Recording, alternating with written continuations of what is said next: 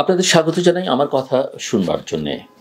বাংলাদেশকে নতুন করে বৈশ্বিক চাপে পড়তে যাচ্ছে। আমরা জানি যে ৫ অগাস্টের পর থেকেই বাংলাদেশ আমাদের এই প্রতিবেশী দেশ ভারতের নানা রকম চাপের মধ্যে আছে। বিগত সরকারের সঙ্গে মার্কিন যুক্তরাষ্ট্রের সম্পর্কের একটা টানাপোড়েন ছিল। ধারণা করা হয়েছিল যে প্রফেসর মোহাম্মদ ইউনূস দায়িত্ব গ্রহণ করবার পর যুক্তরাষ্ট্রের সঙ্গে সেই টানাপোড়েনের উন্নতি হবে। কিন্তু লক্ষণ তেমন খুব একটা বলছে না। বরং অনেকে এখন প্রশ্ন তুলছেন যে বাংলাদেশ কি যুক্তরাষ্ট্রের যে প্রধান প্রতিপক্ষ, আমি বৈরী শত্রু শব্দটা ব্যবহার করতে চাচ্ছি না, চীনের দিকে ঝুঁকে পড়ছে।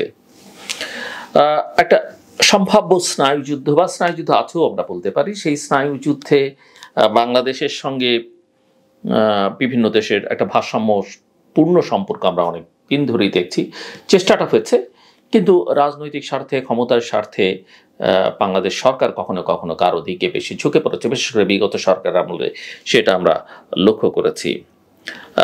ওয়াশিংটনে ক্ষমতার পালা বদল হয়েছে। এই পালা বদলের পরে পরিস্থিতিটা কি দাঁড়াতে পারে সেটা অনেকেই লক্ষ্য করবার চেষ্টা করছেন। চীনের দিকে যেন বাংলাদেশ ঝুঁকে না পড়ে বা ঝুঁকে পড়ে ট্রাম্প প্রশাসনের কোনো চাপে যেন বাংলাদেশ না পড়ে, সেই বিষয়ে অনেকেরই বক্তব্য আছে, অনেকেরই কৌতূহল আছে। একটা বিষয় খুব স্পষ্ট করে রাখা ভালো যে যুক্তরাষ্ট্রের সঙ্গে সম্পর্ক বলতে প্রফেসর মোহাম্মদ ইউনূসের বাংলাদেশের নোবেল লরিয়েট বা অন্তর্বর্তীকালীন সরকার প্রধানের মূলত ডেমোক্রেটিক পার্টির সঙ্গে সম্পর্কটা অনেক নিবিড় ছিল, অনেক ঘনিষ্ঠ তিনি ছিলেন। ট্রাম্প যখন 2016 ইলেকশনে দাঁড়ান তখন প্রফেসর ইউনূসের বক্তব্য, অবস্থান সবটাই কিন্তু ডোনাল্ড ট্রাম্পের বিপক্ষে ছিল। এবং ডোনাল্ড ট্রাম্প এবারও জেতার পরে বা আগে বাংলাদেশ সম্পর্কে তিনি জানেন যে বাংলাদেশ সরকারে বা তার ঘনিষ্ঠরা জানেন যে বাংলাদেশের সরকার প্রধান হিসেবে কে আছেন সেটা জানবার পরে, এবং বিশ্বনন্দিত ব্যক্তিত্ব প্রফেসর মোহাম্মদ ইউনূস, ডোনাল্ড ট্রাম্পের ভূমিকা বাংলাদেশের অনুকূলে বা বাংলাদেশ সরকারের খুব একটা অনুকূলে ছিল না। শেখ হাসিনার সরকারের পতনের পরে অন্তর্বর্তীকালীন সরকার মোটামুটিভাবে চীনের দিকে ঝুঁকে পড়ছে, এটা স্পষ্ট। এটা অনেকের কাছে এখন স্পষ্ট, এবং আমরা জানি না যে চীনের সঙ্গে প্রতিযোগিতার বিষয়ে ট্রাম্প প্রশাসন কিভাবে মোকাবেলা করবে, সেটা এখনো আমাদের অনেকের কাছে স্পষ্ট নয়। তবে ডোনাল্ড ট্রাম্পের প্রশাসন বা সরকার কৌশলগত বিষয়গুলো খুব বেশি গুরুত্ব দেবে সেটাও মনে হয় না, বরং অর্থনৈতিক বিষয়গুলো অনেক বেশি মনোযোগ পেতে যাচ্ছে বলেই কিন্তু মনে হচ্ছে। সো চীনের সঙ্গে সম্পর্কে, বাংলাদেশের সঙ্গে সম্পর্কে বাধা তৈরিতে ট্রাম্প প্রশাসন থেকে বাংলাদেশের উপরে চাপ আসবার একটা সম্ভাবনা রয়েছে, এবং সেই আশঙ্কাটা উড়িয়ে দেওয়া যায় না।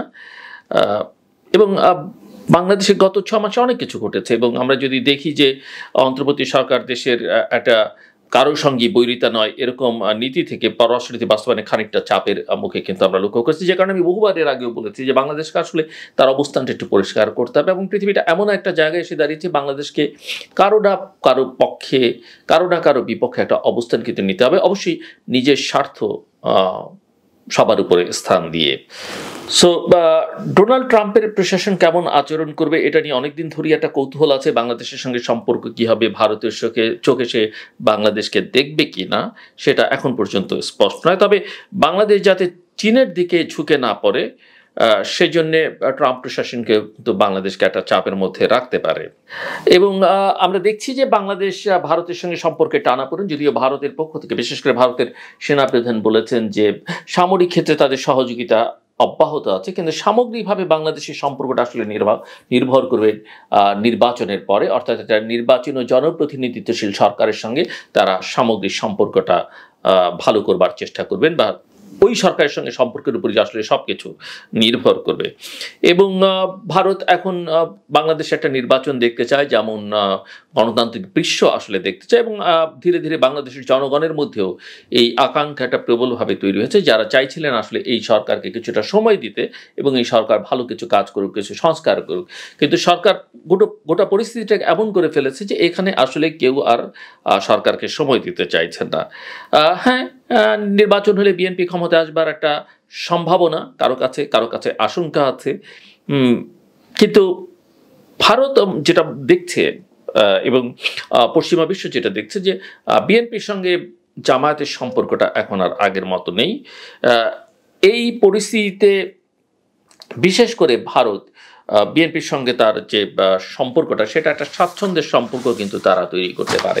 আমরা যখন বাংলাদেশের উপরে যুক্তরাষ্ট্রের চাপ কি আসতে পারে সেটা নিয়ে কথা বলছি, এরকম আলোচনার একটা পর্যায়ে বা এরকম চিন্তাভাবনা যখন বাংলাদেশ জুড়ে চলছে, সেরকম সময় কিন্তু আমরা লক্ষ্য করেছি যে মার্কিন সহায়তা বন্ধের একটা আদেশ 3 মাসের জন্য বিশ্বব্যাপী একমাত্র ইজিপ্ট এবং ইসরায়েল বাদ দিয়ে, এবং বাংলাদেশের রোহিঙ্গা শরণার্থীদের ক্ষেত্রে সেটা প্রযোজ্য নয়। বিশেষ করে ইউএসএআইডির মধ্য দিয়ে ইউএসএইডের মধ্য দিয়ে যে সহযোগিতা বাংলাদেশকে সহ সারা বিশ্বকে মার্কিন প্রশাসন করতো, সেটা তারা বন্ধ করে দিয়েছে। এখন এর প্রভাব কি করতে পারে, এবং এটা ডোনাল্ড ট্রাম্প করেছেন, প্রেসিডেন্ট ট্রাম্প করেছেন তার একটা নির্বাহী আদেশের মধ্যে। এবং চলমান যেসব প্রকল্প আছে সেই সব প্রকল্পকে বন্ধ ঠিক বলা যাবে না, 3 মাসের জন্য তারা স্থগিত করেছে। ইতিমধ্যেই কোনো কোনো প্রতিষ্ঠান তাদের কর্মচারীদের ছাঁটাই শুরু করেছে। বিশেষ করে বাংলাদেশে আমরা একাধিক গুরুত্বপূর্ণ প্রতিষ্ঠানে দেখলাম অনেক কর্মীকে তারা বাড়ি থেকে অফিস করবার কথা বলছেন। এবং আমরা এটা জানি যে বিশ্বজুড়ে বৈদেশিক সহায়তার পরিমাণের দিক থেকে যুক্তরাষ্ট্রের অবদান কিন্তু সর্বোচ্চ, বাংলাদেশের ক্ষেত্রে এটা আমরা জানি। এবং 2023 সালে যুক্তরাষ্ট্র আন্তর্জাতিক সাহায্যের জন্য প্রায় $68 বিলিয়ন খরচ করেছে। কিন্তু আমেরিকা ফার্স্ট, এই যে মার্কিন প্রেসিডেন্ট ডোনাল্ড ট্রাম্পের, যেটা তিনি আগের বারও যখন প্রেসিডেন্ট হয়েছিলেন তখন ঘোষণা করেছিলেন, সেই নীতি ফলে আমরা যেটা দেখতে পাচ্ছি যে বৈদেশিক সহায়তা কর্মসূচি স্থগিত করবার নির্বাহী আদেশ মিস্টার ট্রাম্প জারি করেন। বাংলাদেশের ক্ষেত্রে যুক্তরাষ্ট্রের সহযোগিতার পরিমাণ কিন্তু আমরা যদি একটু তাকাই তাহলে দেখতে পাবো যে আমরা 2018 সাল থেকে বাংলাদেশকে প্রতি বছর দেওয়া সহায়তার পরিমাণ হচ্ছে প্রায় $50 কোটি কাছাকাছি। এর আগের বছরগুলোতে $250 থেকে $300 মিলিয়ন মতো মার্কিন সহায়তা পেয়েছে বাংলাদেশ। 2024 সালে এই সংখ্যাটা প্রায় $490 million. United states agency for development বা ইউএসএইড এর তথ্য বলছে যে এই অর্থ যেসব খাতে বাংলাদেশে ব্যবহৃত হচ্ছে তার মধ্যে আছে খাদ্য নিরাপত্তা, কৃষি, স্বাস্থ্য, শিক্ষা, পরিবেশ, জ্বালানি, মানবিক সহায়তা, গণতন্ত্র এবং শাসন ব্যবস্থা। জাতিসংঘ, আমরা জানি যে জাতিসংঘ, বিশ্ব ব্যাংক, IMF এর মতো বিভিন্ন সংস্থার মাধ্যমে কিন্তু যুক্তরাষ্ট্র সহায়তা দিয়ে থাকে, এবং এই প্রতিষ্ঠানগুলোর উপরে যুক্তরাষ্ট্রের একটা ভীষণ প্রভাব রয়েছে। তবে ইউএসএইডের মাধ্যমে আসলে যুক্তরাষ্ট্রের মূল সহায়তাটা আসে বিশ্বজুড়ে, বাংলাদেশে তো বটেই। এবং বাংলাদেশে এই আমি একটু আগেই যেমনটা উল্লেখ করছিলাম যে কোন কোন খাতে সহায়তাটা আসে, তার মধ্যে গণতন্ত্র, মানবাধিকার, শাসন, খাদ্য নিরাপত্তা, কৃষি, পরিবেশ, জ্বালানি, স্বাস্থ্য, শিক্ষা ইত্যাদি। এবং রোহিঙ্গা শরণার্থী সহায়তার ক্ষেত্রে কিন্তু সবচেয়ে বড় সহায়তাটা বাংলাদেশ যুক্তরাষ্ট্র থেকে পেয়ে থাকে। সে প্রভাব যেটা দেখা যাচ্ছে যে ডিরেক্ট ফান্ডের প্রজেক্টগুলোতে আপাতত স্থগিত রাখতে হচ্ছে বাংলাদেশের অনেক এনজিওসকে বা অনেক সরকারি কাজকর্মের ক্ষেত্রে এটা।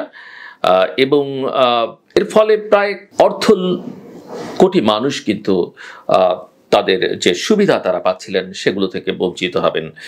ছোট ছোট এনজিওগুলোর জন্য আমরা লক্ষ্য করছি এটা একটা বড় ধাক্কা হিসেবে দাঁড়িয়েছে। এবং বাংলাদেশের স্বাধীনতার পর থেকেই যে প্রান্তিক পর্যায়ে যে মার্জিনালাইজড গ্রুপের ক্ষেত্রে বা রুরাল লেভেলে যে কর্মতৎপরতা বেসরকারি উন্নয়ন সংস্থাগুলো চালিয়েছে বাংলাদেশের দারিদ্র এবং সুবিধাবঞ্চিত মানুষদের জন্য, দারিদ্র দূর করবার জন্যে, সেখানে মার্কিন যুক্তরাষ্ট্রের সহায়তা কিন্তু সবচাইতে বেশি ছিল। এবং আমরা যেটা জানি যে কৃষি, স্বাস্থ্য, শিক্ষা, যেগুলো সফট পাওয়া বা যেগুলো দেখা যায় না, জলবায়ু পরিবর্তন, এইসব জায়গায় কিন্তু সহায়তাটা সবচেয়ে বেশি মার্কিন অর্থেই পরিচালিত হয়েছে। এবং এসব যদি বন্ধ হয়ে যায় তো এই 3 মাসের ক্ষেত্রে স্থগিত করা যেটা একটা বড় সমস্যা, কিন্তু কন্টিনিউ করলেও এই 3 মাসে যে ক্ষতিটা হয়েছে বা হবে সেটা কিন্তু একটা বড় চাপ পড়বে বাংলাদেশের ক্ষেত্রে।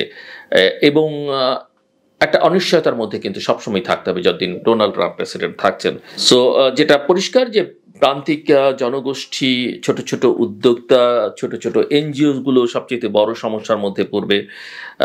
এবং আমরা জানি যে জলবায়ু এবং জেন্ডারের ইস্যুতে ট্রাম্পের যে অবস্থান, তাতে রিভিউর পরে এই সংক্রান্ত ইস্যুতে কিন্তু সহায়তা ক্ষেত্রে যে পরিবর্তন সেটা আসবার সম্ভাবনা একেবারেই কম, এবং ডোনাল্ড ট্রাম্প কিন্তু আন্তর্জাতিক অনেক প্রতিষ্ঠান থেকে নিজেকে সরিয়ে নেবার ঘোষণা দিয়েছেন।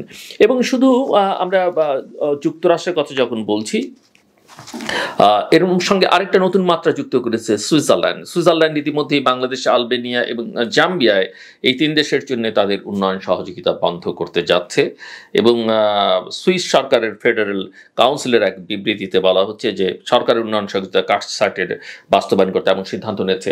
এবং আমি যেহেতু ডেভেলপমেন্ট পার্টনারদের সঙ্গে নানান কাজকর্মের সঙ্গে যুক্ত, আমি জানি যে অন্যান্য অনেক দেশ, নেদারল্যান্ডসের কথা আমরা বলতে পারি, তাদের সঙ্গে আমাদের কিছু কাজ আছে, সবাই কিন্তু তাদের বাজেট কিন্তু কাটছাঁট করতে শুরু করেছে। এবং এই অর্থের বদলের সিদ্ধান্ত কিন্তু এটা যে একেবারে প্রথম নতুন তা না, এটা আগেও হয়েছে, এবং এমন সিদ্ধান্তে বাংলাদেশের জন্য বিরূপ প্রভাব পড়তে পারে সেই আশঙ্কাটা কিন্তু একদম উড়িয়ে দেবার কোনো সুযোগ নেই।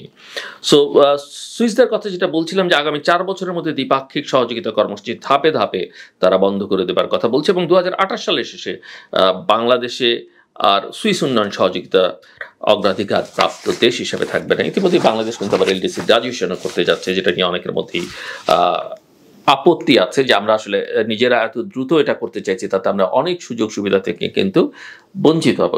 এবং জাতিসংঘের আরও বেশ কিছু সংস্থা, বিভিন্ন সুইস বেসরকারি সংস্থা, আন্তর্জাতিক development bank, national development bank এবং অভিবাসন সংক্রান্ত আন্তঃবিভাগে তহবিলও ধাপে ধাপে কাটছাঁট করা হবে।